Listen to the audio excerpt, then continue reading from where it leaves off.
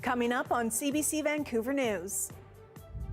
For hosting 7 matches in Vancouver to be between $90 million and $114 million. The ballooning cost to host the FIFA World Cup in Vancouver.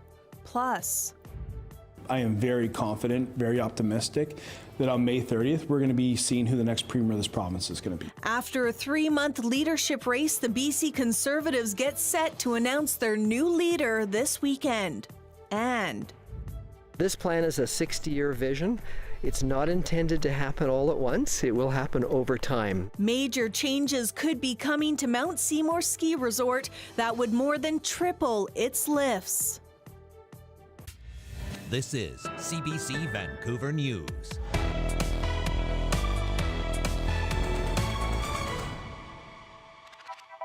Hello, I'm Janella Hamilton. Thanks for joining us. With the first of 7 FIFA Men's World Cup matches at BC Place kicking off in just 2 weeks, the province has finally released an updated cost estimate of hosting the games. Troy Charles has those details. The economics surrounding the FIFA World Cup in Vancouver have long been in question. Finally, there are some answers. We now project a total net cost and essential cost for hosting 7 matches in Vancouver to be between $90 million and $114 million.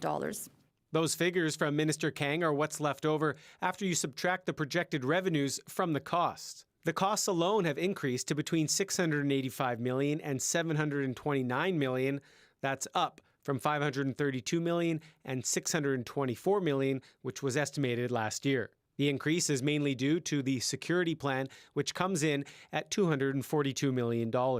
Another major cost is the upgrades to BC Place, which are projected to be between $178 and $185 million. Ever since the province and city agreed to support Vancouver's bid, the price tag for taxpayers for hosting has only gone up. In 2023, it was roughly $46 million per game. Now, the upper end projection breaks down to $104 million per game. What it was going to cost, it's now about 3 times more than the original numbers they presented, and I still think that they're off on those revenue numbers in this recent update. I think that they're overstating the situation. Projected revenues for the tournament have also jumped, now predicted to be between $595 million and $615 million. That's up from $448 and $478 million a year ago. The largest source of revenue, between $250 and $260 million to come from the hotel tax. Just from last week to this week, the Hotel Association reports a 14% increase in hotel room bookings. And so we do expect it to be very busy. The BC government also counts $216 million in federal but taxpayer-sourced money as revenue, including $100 million from Public Safety Canada towards security. Counting the federal government infusions of cash as being revenue is not plausible. The minister was asked if including the federal funds was misleading. This is going to be a contribution from all taxpayers across from Canada, as Canada is supporting Toronto and BC with our games. The World Cup kicks off on June 11th with Canada's first game at BC Place slated for June 18th. Troy Charles, CBC News, Vancouver.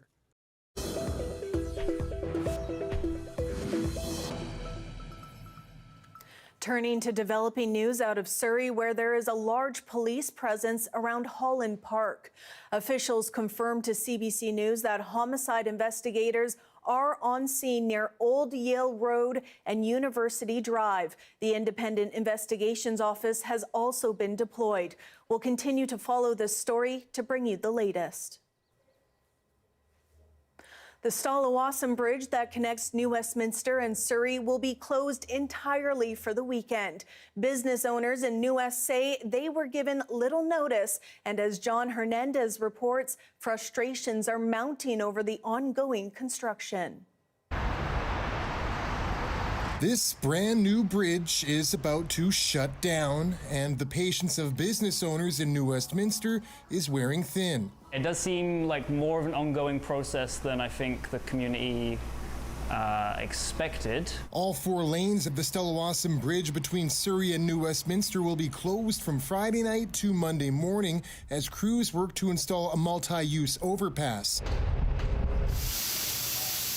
Staff at this brewery say they only found out about the closure 2 days ago and have had little time to let their customers know. We are reliant on the weekend trade. As you can see, it's a little quiet here during a weekday. Weekends are hugely important for us, so it's a little frustrating that it could impact that. The bridge was also partially closed last weekend. Business leaders say the disruptions have been unpredictable. It's the sort of inconsistent nature of them that sort of builds up those concerns, because it's hard to keep track, right? And businesses are busy. Officials say much of the ongoing construction, including paths and on-ramps, couldn't be started until the old bridge was decommissioned. But the city's mayor says there is light at the end of the tunnel.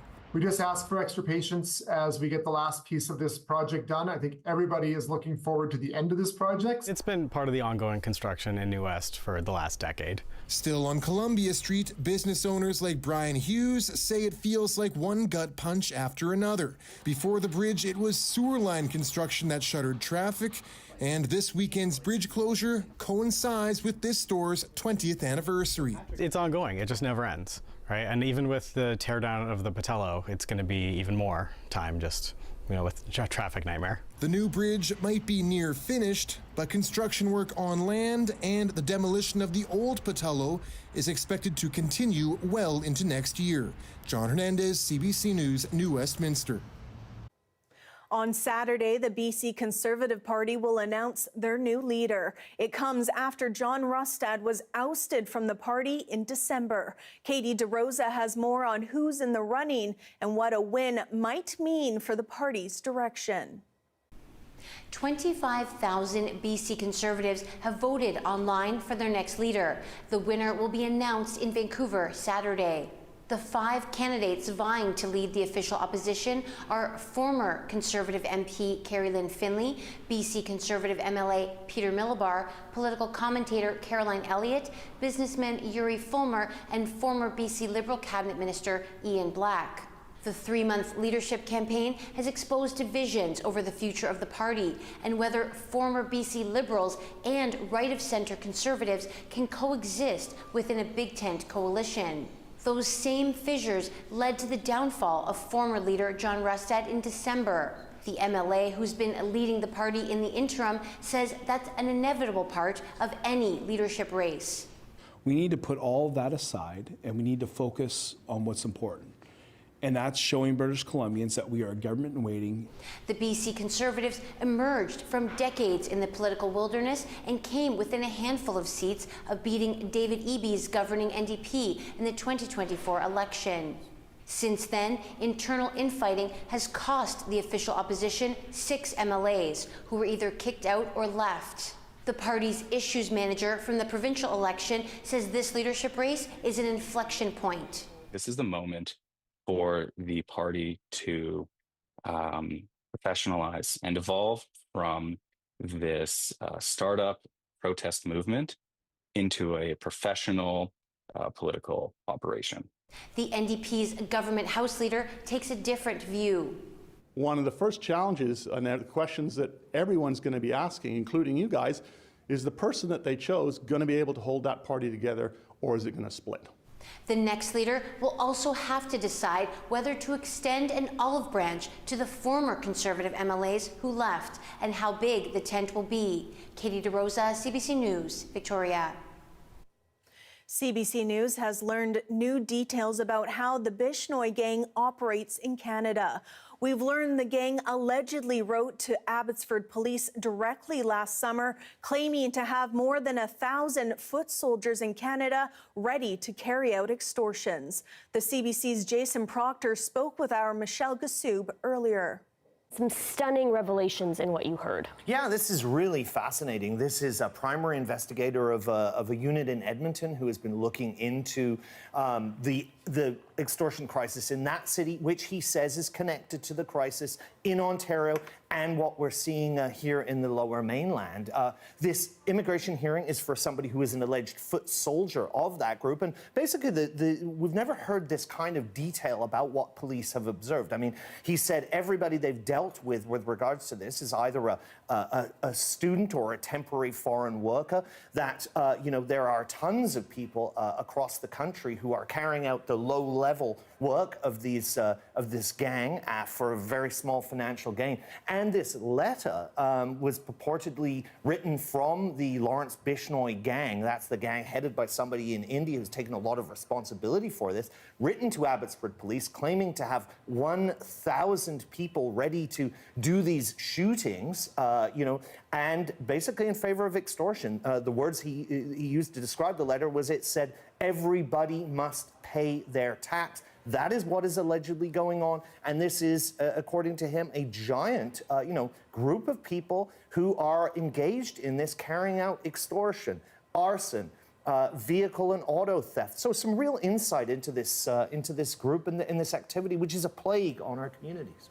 And Jason, what did this reveal about the structure and the operations of the gang right across Canada? Yeah, so really what you're seeing and what's making it difficult, according to this police investigator, for them to investigate is firearms are moving back and forth. People are moving back and forth between provinces. So you'll see a firearm connected to a shooting in Surrey, and this is a very real case that has actually come up a lot of information with regards to this. Firearm connected to a shooting in Surrey, then turns up in connection with a shooting incident in Edmonton, connected to a person who is seen on video throwing Molotov cocktails at an incident in Ontario. The immigration and police are sort of cracking down on these people and making moves to deport them. But, at this moment, this has been a real problem, and it sort of gives you an insight into what police are up against.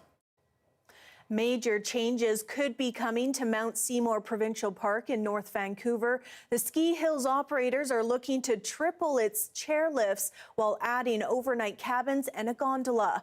As Amelia John reports, the plan is a big one with big promises. Mount Seymour Provincial Park in North Vancouver is a haven for local skiers and snowboarders. More than 2,600 people visit here on a peak winter day. But if a new proposal goes ahead, that number would more than double. This plan is a 60-year vision. It's not intended to happen all at once. It will happen over time. Public consultation is now open on Mount Seymour's ski resort development plan. It's nearly 200 pages long and outlines major changes, including 10 new ski lifts. Part of the plan requests a boundary extension to accommodate those lifts. They both reach for higher ground and a little bit further back. The resort is hoping to add 100 hectares of new terrain at higher elevations, and snowmaking machines would be brought in for more reliable conditions, future-proofing the ski hill. As we see weather fluctuations, as we anticipate climate change, we need to diversify, and we need to look at activities both summer and winter.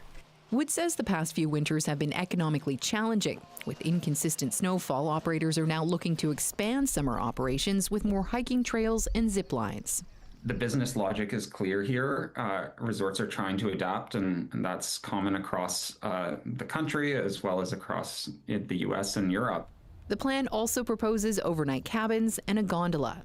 Neighbors say while the plan would be good for the economy, there is concern about traffic. People who aren't looking for a job and can't ski anymore are they're ducking and hiding for cover. Some locals are now calling for more time to review the details, saying 4 weeks isn't long enough to consider the potential impacts.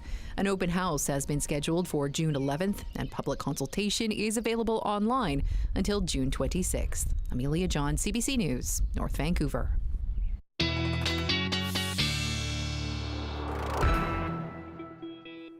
All right, let's take a quick look at the weather, starting with a peek at the fire danger map.